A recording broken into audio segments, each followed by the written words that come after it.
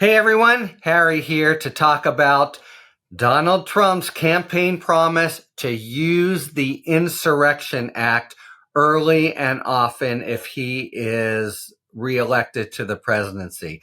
This is like a crystalline example of what is so dangerous about Trump's candidacy and prospective presidency. And it really is a sort of down the middle benchmark of a military dictator as opposed to an elected president of the United States. All right.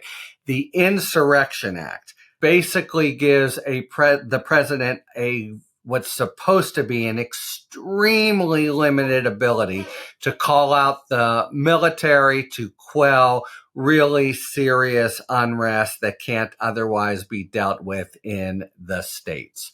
The most famous example of the last 100 years is the use of the military to escort students into schools in Little Rock, Arkansas during the desegregation era.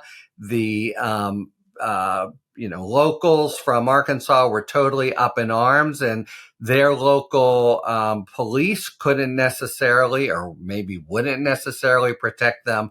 So the Insurrection Act, Eisenhower invoked, and the military was used. The only other time, I believe, and the last time that a president used it was in 1992 in the wake of the acquittal in the first Rodney King trial, when there was massive rioting in Los Angeles. George H.W. Bush called out the military. And those are really the classic instances where the Insurrection Act has ever been used. Compare and contrast to what Trump is saying. It's just the absolute other side of the coin.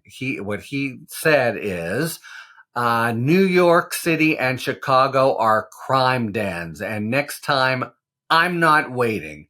I'm going to show how bad a job they did. So what he is asserting is, if he's president, he will invoke the Insurrection Act to bring the military, bring the Army, Marines, whatever, to the streets of Chicago and New York to deal with the drug problems there. So he says that is the heart and soul of a police state. You can't imagine a more inappropriate use for the military. And this principle, by the way, really goes way back. We're talking about the founders being totally concerned about the use of the military for civil law enforcement. And there's a law in the United States, it's called the Posse Comitatus Act, that says you can't use the military for civil law enforcement. There's a little bit of interpretation issues about what counts as law enforcement. I actually was involved in a rare use of the Posse Comitatus Act when Timothy McVeigh, after the bombing, he and Nichols escaped to the desert. The question arose, could the military come in with their special capacities to search the desert and avoid booby traps and the like? And the Posse Comitatus Act, I opined, and the United States did this. That was okay because they were an advisory role to law enforcement. But the general principle of military, civil law enforcement, and basically never the twain shall meet, and if they do, it's only in very short-lived instances of genuine emergency.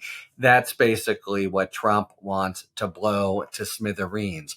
And the Insurrection Act, really the very strong principle of almost never using it is a matter of, like so much else, culture and presidential sobriety and responsibility, because a president can invoke it. There's not much more you have to do than basically tell the states to, try to, we're coming in. Give them a chance to disperse whatever that might mean in the context of drug sales that he proposes to use the military for. So it's just, it is really a law that is out there for an abusive president to use, and it's not even reviewable by Congress. You can see this in 1992. There are riots going on. George H.W. Bush, has the institutional regard for the presidency, but it has to do something and fast. The military comes out, no way to countermand it, but stays there very little. And likewise, in Little Rock, the military escorts the 4 students to school, as opposed to the kind of, this is an absolute, what happens in Hungary or Russia or whatever. The military does the president's bidding in local law enforcement.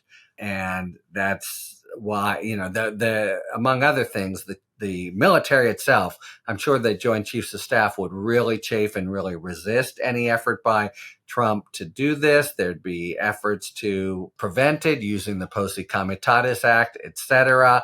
But just the mere fact of this proposal and the kind of, centerpiece that it is in his overall campaign stance and what he's going to do and how he's going to change everything.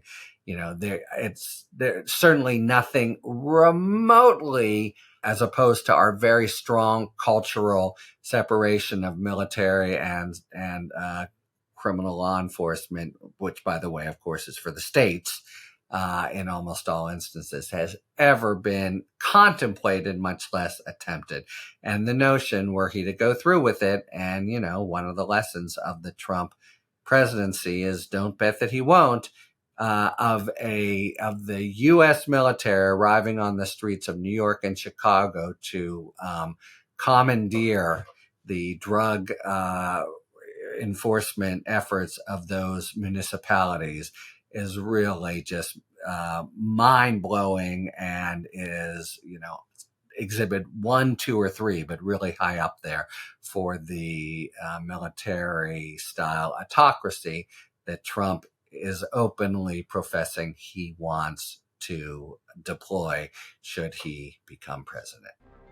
Talk to you later. Thanks for tuning in. If you enjoyed this video and other Talking Feds content, please take a second to like and subscribe. Talk to you later.